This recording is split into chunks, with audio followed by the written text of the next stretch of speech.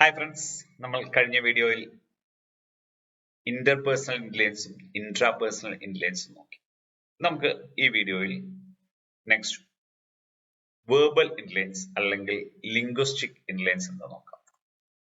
Verbal intelligence അല്ലെങ്കിൽ linguistic intelligence, picture കാണുമ്പോൾ തന്നെ ഒരു ഐഡിയ കിട്ടുന്നുണ്ടല്ലേ, അല്ലെങ്കിൽ പേര് കേൾക്കുമ്പോഴേ വേർബൽ ഇന്റലിജൻസ് എന്നുള്ള പേര് കേൾക്കുമ്പോൾ തന്നെ നമുക്ക് നമ്മുടെ ഉള്ളിൽ ഒരു ഐഡിയ വരുന്നുണ്ട്.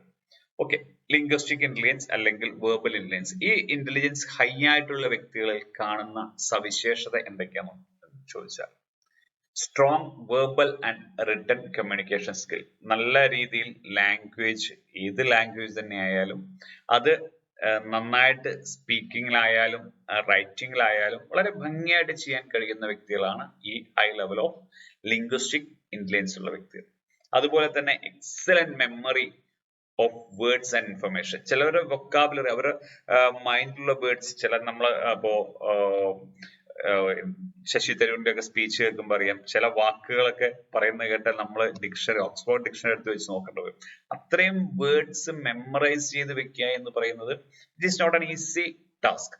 അത് high level of linguistic or verbal intelligence ഉണ്ടെങ്കിൽ മാത്രമേ നമുക്ക് അത്രയും നല്ല രീതിയിലുള്ള വേർഡ്സ് മെമ്മറൈസ് ചെയ്യാൻ കഴിയുള്ളൂ. അതുപോലെ റീഡിങ് ആൻഡ് റൈറ്റിംഗ് പ്രൊഫഷ്യൻസി, അവര് നന്നായി സംസാരിക്കാനും നന്നായിട്ട് എഴുതാനും കഴിയുന്ന വ്യക്തികളാണ്, നന്നായി വായിക്കാൻ കഴിയുന്ന ലാംഗ്വേജ്, എല്ലാ വാക്കുകളും. അപ്പൊ അത് ലാംഗ്വേജ് എന്ന് പറയുമ്പോൾ ഒരിക്കലും നമ്മൾ ചിന്തിക്കരുത് ഇംഗ്ലീഷ് ആണ് എന്ന്. ഇംഗ്ലീഷ് മാത്രമല്ല, ഏത് ലാംഗ്വേജ് ആയാലും, മലയാളം ആയാലും ഹിന്ദി ആയാലും തമിഴ് ആയാലും, ഏത് ലാംഗ്വേജും നന്നായി ഹാൻഡിൽ ചെയ്യാൻ കഴിയുന്ന വ്യക്തികളാണ് ഈ ലിംഗ്വിസ്റ്റിക് ഇന്റലിജൻസ് ഹൈ ആയിട്ടുള്ള വ്യക്തികൾ. ഫോറിൻ ലാംഗ്വേജ് ലേണിംഗ് ഒക്കെ വളരെ, പ്രത്യേകിച്ച് IELTS ഒക്കെ സ്കോർസ്, IELTS TOEFL ഒക്കെ പോകുമ്പോൾ അതിന്റെ സ്കോർ ഹൈ ലെവൽ കയറി വരുന്നത് നമുക്ക് അത്യാവശ്യം വേർബൽ ഇന്റലിജൻസ് അല്ലെങ്കിൽ നമ്മുടെ ലിംഗ്വിസ്റ്റിക് ഇന്റലിജൻസ് ഹൈ ആണെങ്കിൽ നമുക്കത് വളരെ ഈസി ആയിട്ട് അച്ചീവ് ചെയ്യാൻ കഴിയും. അങ്ങനെയുള്ളവർക്ക് പറ്റിയ മേഖല ഏതായിരിക്കാം? ഒന്ന് റൈറ്റ് ഡൗൺ ചെയ്യാമോ? അവർക്ക് പറ്റി ഇങ്ങനെ ലിംഗ്വിസ്റ്റിക് ഇന്റലിജൻസ് ഹൈ ആയിട്ടുള്ള അല്ലെങ്കിൽ വേർബൽ ഇന്റലിജൻസ് ഹൈ ആയിട്ടുള്ളവർക്ക് പറ്റിയ മേഖല, അല്ലെങ്കിൽ ചില പ്രൊഫഷന് ഈ ഇന്റലിജൻസ് ഹൈ ആയേ തീരൂ എന്നുള്ള പ്രൊഫഷൻ ഏതാണ്? ഓക്കെ, നോട്ട് ഡൗൺ ചെയ്തോ? നമുക്ക് നോക്കാം ഏതൊക്കെയാണ്. റൈറ്റേഴ്സ് എന്ന് പറയുമ്പോൾ നിർബന്ധമായിട്ട് നമുക്കറിയാലോ, അവർക്ക് അവരുടെ ലാംഗ്വേജ് നന്നായാൽ മാത്രം, അവർക്ക് നല്ല ലിംഗ്വിസ്റ്റിക് ഇന്റലിജൻസ് ഉണ്ടെങ്കിൽ മാത്രമാണ് അവർക്ക് റൈറ്റേഴ്സിന് നന്നായിട്ട് പെർഫോം ചെയ്യാൻ പറ്റുള്ളൂ. ജേർണലിസ്റ്റ്, പ്രത്യേകിച്ച് ജേർണലിസ്റ്റ് ആയി വരുമ്പോൾ അവർ ഓരോ ന്യൂസും ആ ന്യൂസിന്റെ കാര്യങ്ങളെല്ലാം എടുത്ത് ചെയ്യണമെങ്കിൽ, അവർക്ക് ന്യൂസ് റിപ്പോർട്ട് ചെയ്യണമെങ്കിൽ, എഡിറ്റ് ചെയ്യണമെങ്കിൽ എല്ലാം ഹൈ ലെവൽ ഓഫ്, പ്രത്യേകിച്ച് നമുക്കിന്നറിയാം നമ്മുടെ മീഡിയ എന്ന് പറയുന്നത് full time news media open ചെയ്താൽ അറിയാം, വാതോരാതെ സംസാരിക്കുന്ന ഒരുപാട് വ്യക്തികളാണ്. അവർക്ക് നല്ല ലിംഗ്വിസ്റ്റിക് ഇന്റലിജൻസ് വേണം. സൈക്കോളജിസ്റ്റ്, സ്വാഭാവികമായിട്ടും നമ്മൾ വീണ്ടും കണ്ടു സൈക്കോളജിസ്റ്റ്, ഇപ്പൊ മൂന്നാമത്തെ സ്ഥലത്താണ് സൈക്കോളജിസ്റ്റ് എന്നുള്ള പേര് കാണുന്നത്. Editors, translators, copy writers, linguist, content strategist, content writers. കാരണം പല ഇതിലും ഇപ്പൊ പ്രത്യേകിച്ച് നമ്മുടെ വെബ്സൈറ്റ് ക്രിയേഷൻ അല്ലെങ്കിൽ ഇപ്പൊ ഓരോ കാര്യങ്ങൾ ചെയ്യുമ്പോഴും കണ്ടന്റ് സ്ട്രാറ്റജിസ്റ്റ്, കണ്ടന്റ് റൈറ്റേഴ്സ് എന്ന് പറയുന്ന ഒരു വലിയൊരു മേഖലയായി നിൽക്കുകയാണ്. Speech pathologist, public relations specialist, ESL teacher, teaching, legal profession, mass media and communication, അങ്ങനെ ഏത് ഈ മേഖലകളിലൊക്കെ എടുക്കുമ്പോൾ, പ്രത്യേകിച്ച് ഇതുപോലെ ഒരുപാട് അനവധി മേഖലകൾ ഈ ലിംഗ്വിസ്റ്റിക് ഇന്റലിജൻസ് ഹൈ ആയിട്ട് വേണ്ട മേഖലകളുണ്ട്. അപ്പൊ ഈ മേഖലകളിലൊക്കെ, പ്രത്യേകിച്ച് ലീഗൽ പ്രൊഫഷൻ എന്നൊക്കെ പറയുമ്പോൾ ആ ഒരു കോടതിയിൽ ചെന്നാലും അല്ലെങ്കിൽ ലീഗലി എന്ത് കാര്യങ്ങൾ മൂവ് ചെയ്യുമ്പോഴും അതിന്റെ പേപ്പർ വർക്കും ഒക്കെ ചെയ്യുന്ന സമയത്ത് കൃത്യമായി നമുക്ക് വേർബൽ ഇന്റലിജൻസോ ലിംഗ്വിസ്റ്റിക് ഇന്റലിജൻസ് ഹൈ ആവണം എന്ന് നിർബന്ധമാണ്. അപ്പോ നമുക്ക് അടുത്ത ഇന്റലിജൻസിലേക്ക് പോകാം. അപ്പൊ വേർബൽ ഇന്റലിജൻസ് എനിക്ക് തോന്നുന്നു ക്ലിയർ ആയി എന്ന്. Okay, next intelligence kinesthetic intelligence. Kinesthetic intelligence, ആ പിക്ചർ കാണുമ്പോൾ ഏകദേശം ഒരു ഐഡിയ കിട്ടുന്നെന്ന് തോന്നുന്നു. കൈനസ്തെറ്റിക് ഇന്റലിജൻസ് എന്ന് പറഞ്ഞാൽ നമ്മുടെ ബോഡി മൂവ്മെന്റ് നല്ല ഫ്രീ ആയിട്ട് നടക്കുന്നത്, അതായത് നമ്മുടെ ഐ ഹാൻഡ് ലെഗ് കോർഡിനേഷൻ വളരെ ഈസി ആയിരിക്കും. നമ്മുടെ ഇതിലൊക്കെ പറയുന്ന പോലെ കണ്ണെത്തുന്നിടത്ത് കൈയെത്താം എന്ന് പറയുന്ന ഒരു ഫീൽ ഉണ്ടല്ലോ, അത് ഈ കൈനസ്തെറ്റിക് ഇന്റലിജൻസ് ഹൈ ആയിട്ടുള്ളവർക്ക് വളരെ ഈസി ആയിട്ട് പറ്റുന്ന ഒരു കാര്യമാണ്. നമ്മൾ ഉദ്ദേശിക്കുന്നിടത്ത് നമ്മുടെ കൈയും കാലും ഒക്കെ മൂവ് ചെയ്യുക എന്നുള്ളത്. അവരുടെ മേജർ ആയിട്ടുള്ള ക്യാരക്ടറിസ്റ്റിക്സ് എന്ന് പറയുന്നത് ഹൈ ഫിസിക്കൽ കോർഡിനേഷൻ, അവരുടെ ഫിസിക്കൽ ബോഡി നല്ല കൺട്രോൾഡ് ആയിരിക്കും. അതായത് അവരുടെ ബോഡി കോർഡിനേഷൻസ് എല്ലാം വളരെ ഹൈ ആയിരിക്കും. High level of body awareness ഉണ്ടാവും. അവർക്ക് അവരുടെ ബോഡി മെയിൻറ്റെയിൻ ചെയ്യുന്നത് ഇപ്പൊ ബോഡി ബിൽഡേഴ്സ് അതിനെ പോലെയൊക്കെ നന്നായി കൃത്യമായി ബോഡി മെയിൻറ്റെയിൻ ചെയ്യാൻ കഴിയുന്ന വ്യക്തികളായിരിക്കും.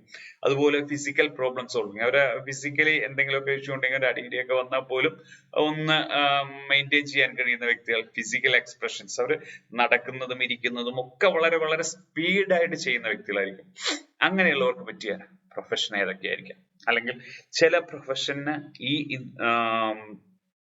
ക്യാരക്ടറിസ്റ്റിക് അല്ലെങ്കിൽ ഇന്റലിജൻസ് കൂടിയേ തീരൂ എന്നുള്ളൊരു ഫീല്, അങ്ങനെയുള്ള പ്രൊഫഷൻ ഏതൊക്കെയായിരിക്കാം? ഒന്ന് എഴുതാമോ? യെസ്, നമുക്ക് നോക്കാം.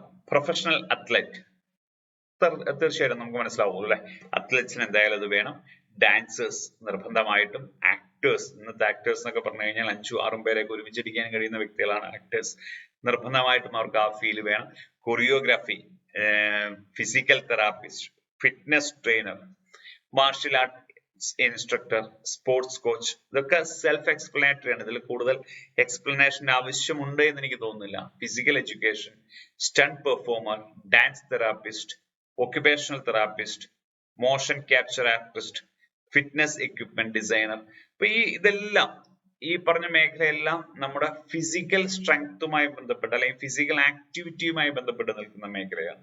അപ്പൊ ഈ മേഖലകളിലൊക്കെ നമ്മൾ പ്രവർത്തിക്കുന്നുണ്ടെങ്കിൽ, ഈ മേഖലകളിൽ ഏതിലെങ്കിലും നമ്മുടെ കരിയർ ചൂസ് ചെയ്യാൻ നമ്മൾ ആഗ്രഹിക്കുന്നുണ്ടെങ്കിൽ നമ്മൾ നോക്കണം നമ്മുടെ കൈനസ്തെറ്റിക് ഇന്റലിജൻസ് എങ്ങനെയാണ്, അത് ആവശ്യത്തിനുണ്ടോ എന്ന്.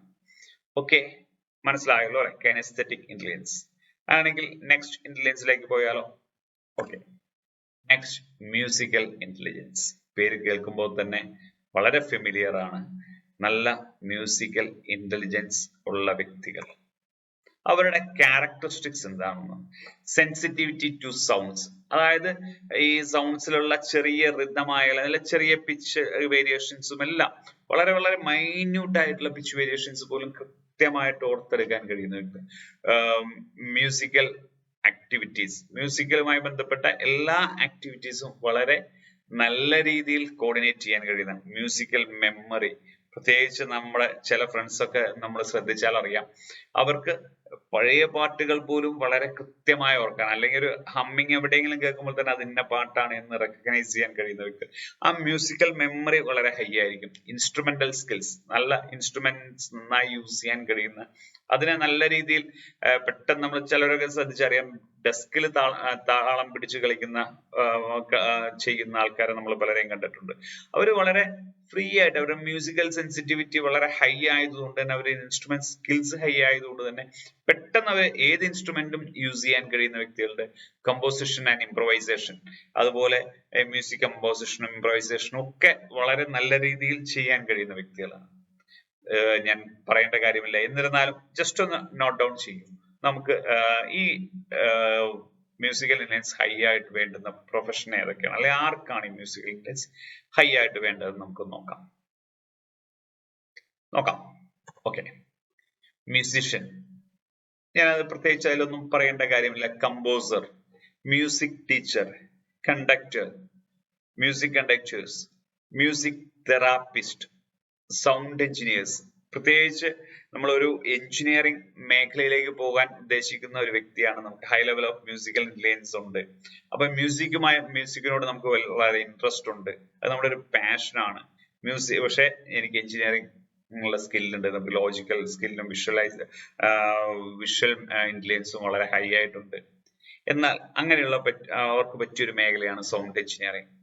മ്യൂസിക് ജേർണലിസ്റ്റ്, പ്രത്യേകിച്ച് ഇന്നത്തെ ജേർണലിസത്തിൽ പോലും അതിനും സ്പെസിഫിക്കേഷൻ വന്നു തുടങ്ങി. ചിലവര് സ്പോർട്സ് ജേർണലിസ്റ്റ് ആവും, ചിലര് മ്യൂസിക്കൽ ജേർണലിസ്റ്റ് ആവും. അങ്ങനെ പല മേഖലയിൽ നമ്മുടെ ജേർണലിസത്തിൽ പല മേഖലയ്ക്ക് നമുക്ക് സ്പെഷ്യലൈസ് ചെയ്യാൻ പറ്റും. മ്യൂസിക്കൽ ഇന്റലിജൻസ് ഹൈ ആയിട്ടുള്ള, നമ്മുടെ ലിംഗ്വിസ്റ്റിക് ഇന്റലിജൻസ് ഹൈ ആയിട്ടുള്ള, അല്ലെങ്കിൽ നമ്മുടെ ഇൻട്രാപേഴ്സണൽ ഇന്റലിജൻസ് ഹൈ ആയിട്ടുള്ള, ഇങ്ങനെയുള്ള മേഖലകളെല്ലാം ഒരുമിച്ച് വന്നു കഴിഞ്ഞാൽ നമുക്ക് ഇൻട്രസ്റ്റ് ഉണ്ടെങ്കിൽ നമുക്ക് സെലക്ട് ചെയ്യാവുന്ന ഒരു മേഖലയാണ് music journalist, arranger, music researcher, music director, studio musician, music librarian, music technology specialist, music program coordinator, music instrument repair.